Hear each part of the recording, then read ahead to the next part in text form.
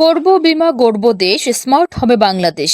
এই প্রতিপাদ্যকে সামনে রেখে নেত্রকোনায় বুধবার সকালে বাংলাদেশ সরকার কর্তৃক অনুমোদিত ও নিয়ন্ত্রিত ইসলামিক শরিয়া মোতাবেক পরিচালিত বেস্ট লাইফ ইন্স্যুরেন্স লিমিটেডের জোন ও সার্ভিস সেন্টারের আয়োজনে KMS টাওয়ারের তৃতীয় তলায় অফিস কার্যালয়ের হলরুমে এই কর্মী প্রশিক্ষণ কর্মশালা অনুষ্ঠিত হয়েছে।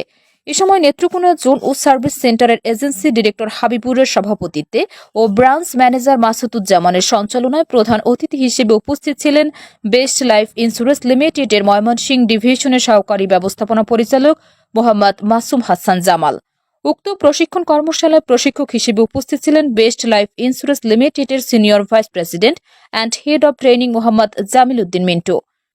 প্রশিক্ষণ শেষে সকল কর্মকর্তাদের কোম্পানির সার্কুলার অনুযায়ী নভেম্বর ও ডিসেম্বরের কক্সবাজার, দার্জিলিং, ব্যাংকক ও ওমরা পালনে সকল কর্মী কর্মকর্তাদের ভ্রমণে অংশগ্রহণ করতে উৎসাহী করা হয়।